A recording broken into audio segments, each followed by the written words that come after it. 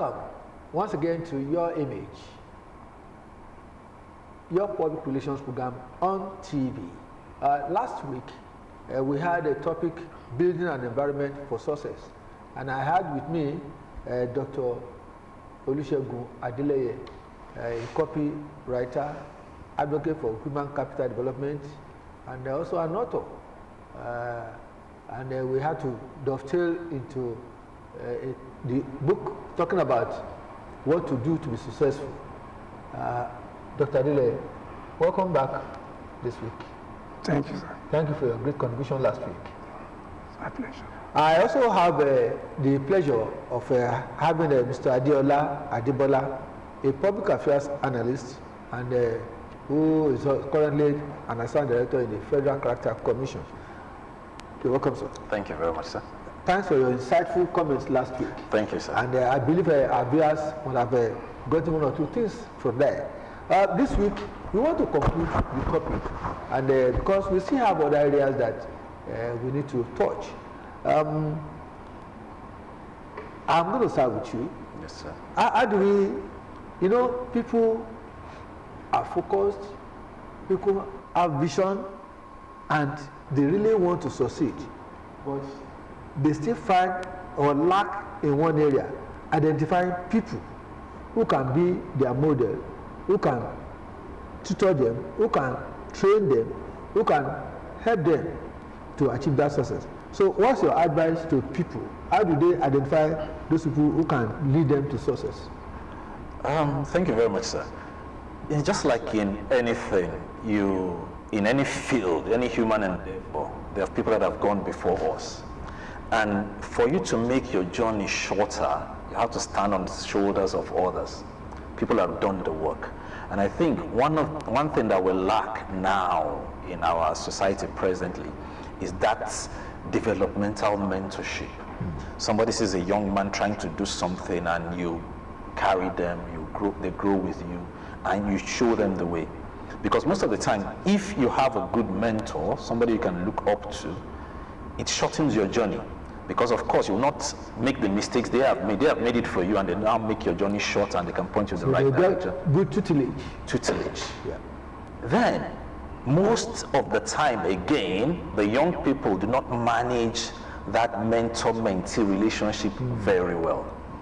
Because at times, they see, okay, he's been successful, oh, you should give me some money now. But at times, he may not give you, but what he gives you is bigger than the money. Ideas.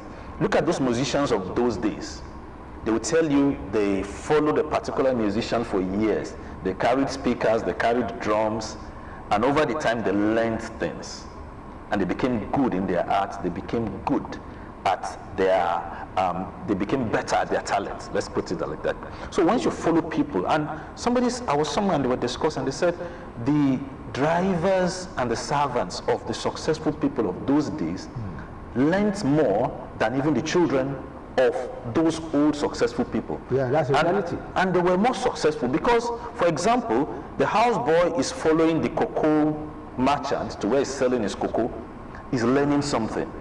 He's learning maybe skills, he's learning types of cocoa and all that. While the son is at home just spending money.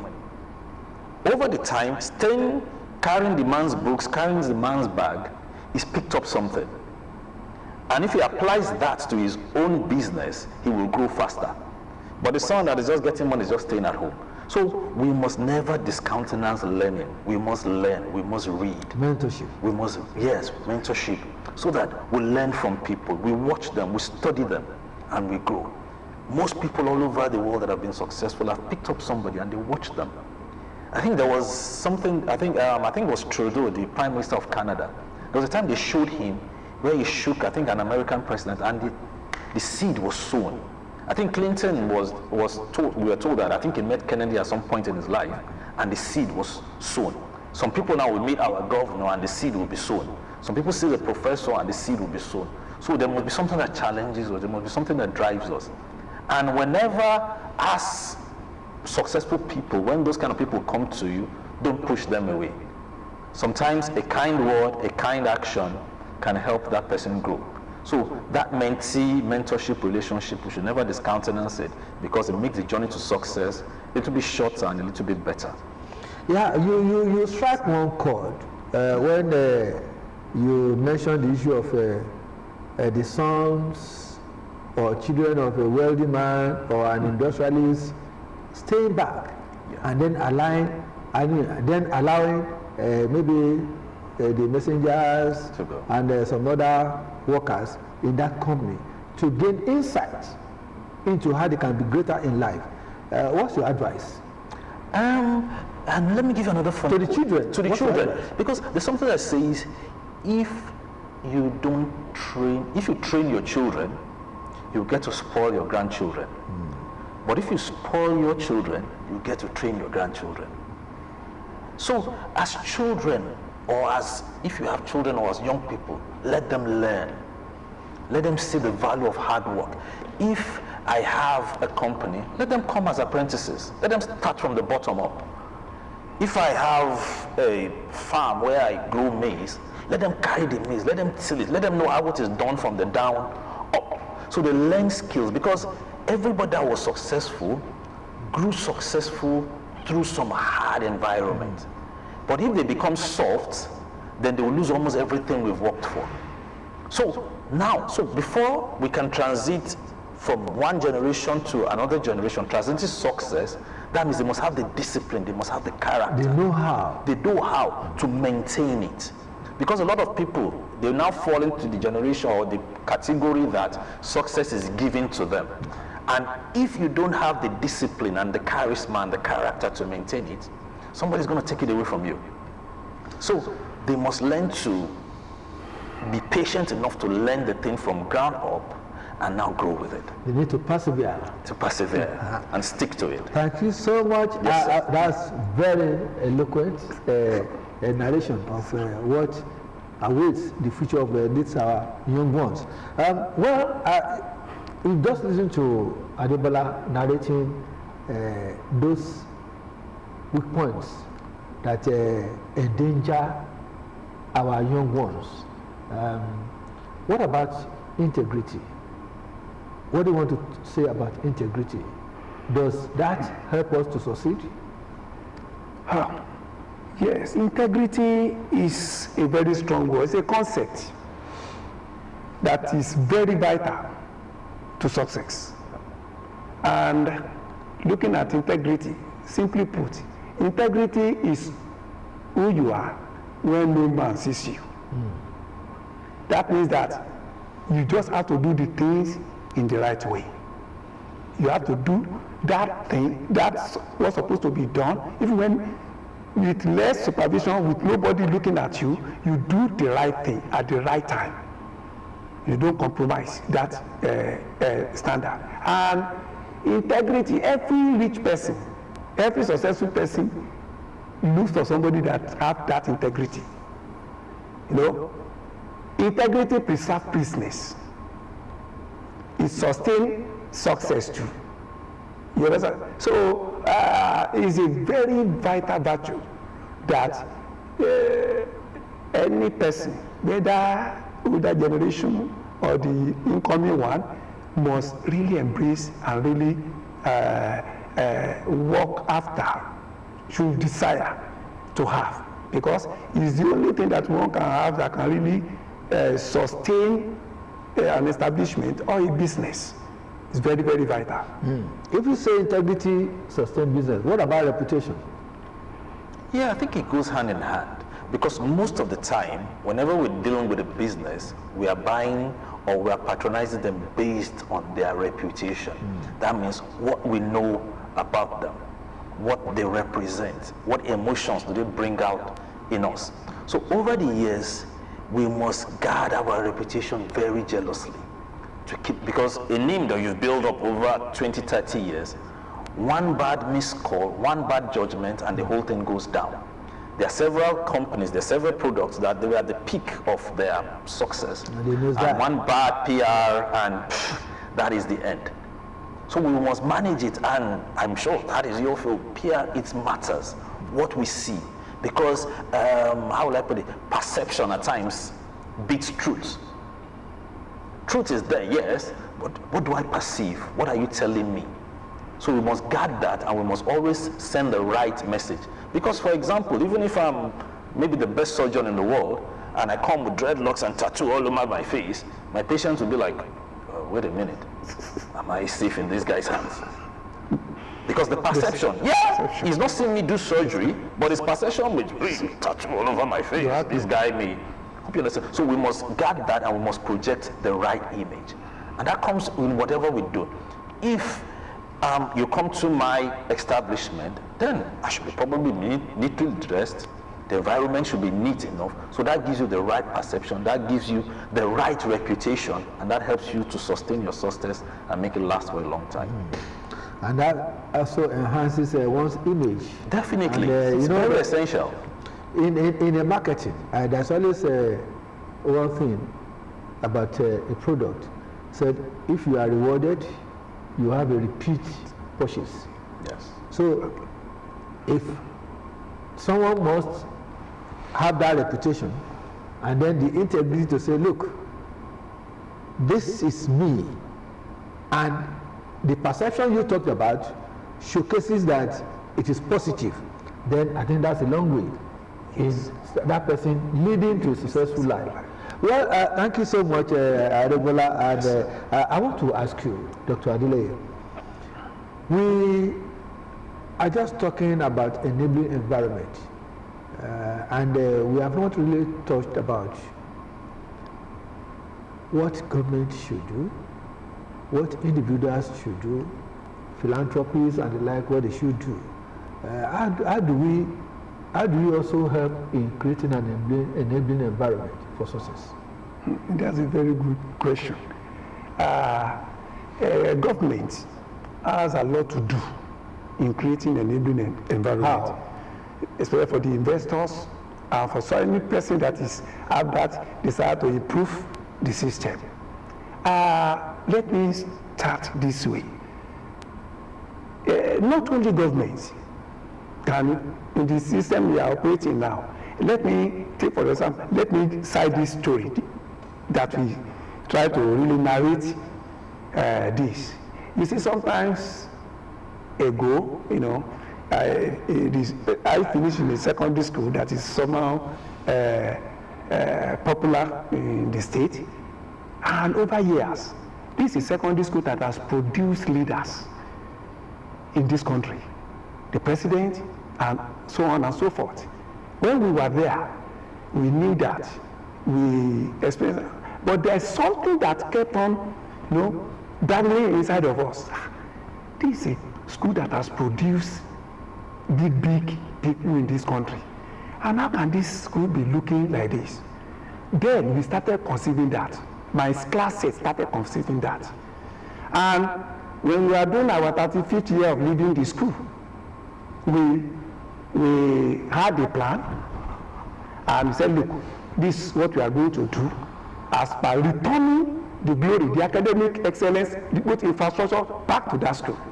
And we started and we giving back to this. So we did that one. We are all our set. We did that, and by the time we are delivering something, that one coincided with the 100 years anniversary when that school was established, and we are now marking our 48th anniversary. Let me tell you, we did everything right from the school gate down to the cemetery, down to the field. This now, we had to change the face of the school. Collectively, we are able to do this something. Initially, people thought that is unachievable, but alas, something that people are saying, how are they going to do it? It came to pass. That shows that aside from the fact that government creates an enabling environment by attracting the alumni to participate, which they call PPP, public-private partnership. We did that one, and we were able to achieve something. After doing the infrastructure development, we still went down to the academic something. Students were picked up, sponsored, and so many things like that. So there are many ways government can do that, can create an enabling environment like the one I cited. Even organizations and the organizations and the alumni which are in the private sector, coming in to really assist. And even in governance, the investors are now coming in. If the government creates an enabling environment for the investors to invest in, very sound security network, when they are all in place, people will come in and or whatever they are now putting will be successful. Thank you very much. Take on that. Mr. Aribola, Yes, sir. what's the difference? Contemporarily, when you look at Nigeria and the other climes, what difference can we see? What is impeding in our achieving success in Nigeria? While you may say success is objective or subjective, but from the look of things, how do you see the enabling environment in Nigeria compared with the other climes? The enabling environment, because Nigerians, for example, we are very unique people. Everywhere we go, people see us as successful. Then you find out that why are they doing this here and they're not doing it at home? I think it's a concept or maybe a lack of belief in Nigeria and everything Nigerian. You go to a particular shop, you want to buy something, and they tell you, oh, this is made in somewhere else, and that's what we buy. How many of us will truthfully buy, when we are sick, will truthfully buy a drug made in Nigeria? Do we believe it that much? How many of us will So what is the problem? I think it's a perception thing. Okay. Where we got that from, as they say in the pidgin parlance, we don't know who do us like this. Where we got that from, I don't know. For us, because the average Briton will believe in his country, the average American will believe in his country. And probably, maybe that is where maybe the government or whoever has to do a lot to repair the image. So we believe in us. We believe that whatever we can do it ourselves. We can construct roads ourselves. We can construct railway lines ourselves. We can build anything ourselves. I believe we can. And even if we don't do it right, we do it again. If we don't do it right, we do it again. All those countries that got construction, engineering feats, they paid with the blood of a lot of people. But the best engineers, yes, architects, all over the world, they say they are Nigerians. They are Nigerians. So why are they not back? If they are back, does the environment allow them to thrive? And that's why we are now asking, what should government do? The government is you and me, is all of us. Okay. It's you can be in government tomorrow, I can be in government tomorrow. So anybody can be there. Nobody brought it from their homes. It's not hereditary. Anybody can be sure, but it's for that person or that group to have the mindset. Then even if they get there, we as a people would demand the best from them. How many times have we ever protested that, okay, you're constructing a road from town A to town B, and you're giving it to some Canadian company or some Australian company, some Chinese company. Why don't you give it to a Nigerian company? They can still do it. How many times has anybody ever protested? How many times have our legislature passed that kind of a law? But this is content... Nigerian content development. Yes, in the oil sector and other things. And they'll tell you, okay, if you're a company, you must have your Nigerianness indigenization policy. But how many times has it been enforced? So when we start doing that, how many times have we enforced watching our football teams? Everybody wants to watch the Arsenal, the Manchester United. How many of people are watching the Gateway United? In the 80s, people go to watch stationary stores. Even ICC. The stadium will be full. Young boys that could not afford tickets will climb a tree to watch it. But now everybody is peeking behind some wood, watching some foreign league, and there's money there. If you have a full stadium here every Saturday, sir, 20,000 people. That means 20,000 pure water sachets, 20,000 puff-puff, 20,000 amala, 20,000 cokes. Some people just do that business on Saturday and money will keep coming in. But if they are doing a football match, if our governor maybe comes there, our senators, our political office holders, they are at the stadium watching the game, people will come. How do we change this scenario? It takes some radicalness, some stubborn belief in Nigerianness, some stubborn belief that we will make it work, and we stay here and we make it work. The Indians for years, they blocked their country from cars, and they kept repairing their old cars till they got it right. So it might be painful, but we have to do that. And once we do that, Nigeria, I so much believe in this country that we will get it right, and every other person would rather want to come here than to go to any other country. We will definitely get it right, and we'll be successful. Yeah, we are getting it right now, because even the Nigerian Institute of World Relations is taking the gauntlet, giving that enlightenment, education. Yes. And you can see the approach that the current Governing Council of the Nigerian Institute of World Relations, they are coming up with. It's such a visionary steps, going to the industries, creating enabling an environment, helping government to also nurture a lot of visions, a lot of policies. Yes. Giving them the scope, and also helping collaborations between parastatals, government, organizations, individuals, and the like. So, what I want to ask you, Dr. Adeleye, how can we, the NIPR has helped in also forming a youth club, PR youth club, where they are now passing that knowledge, experience, and then share, peer experience, and then peer experience sharing. So how do we galvanize our youth? That's my question. You see, you have really made that point, because the step of even taking the youth now, trying to incorporate and integrating them into the system, will go a long way in shaping their future and knowing certain things, steps to take. And then, above all, I know NIPR has really gone a lot, and they are really showing, giving the nation the positive image, even outside the country. They are really trying. And for the incoming, since I've tried to really follow some of your activities, and I discovered that in some of our university polytechnics, of recent, just not last week, it has been in Mapoli, where some indigenous students were given scholarship. The NIPR. No, it's a plan for October.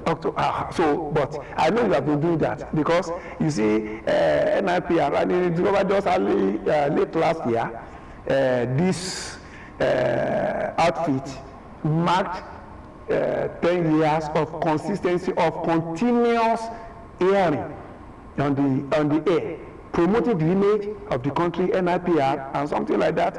That's a great success. Thank you very much. And now extending that into the youth, I'm telling you, it's just another additional car, another milestone. Aside from the fact that even I'm in the civil service setting, I know how far the NIPR has gone, even in influencing the scheme of service and establishing the NIPR to be a professional body in the country. This is another step to hire something that will really shape the future of the incoming generation that will embark on that profession. Yeah. Thank you so much, Dr. Adeleye. It is on that note that we are going to end this discussion on the topic building an enabling environment for success.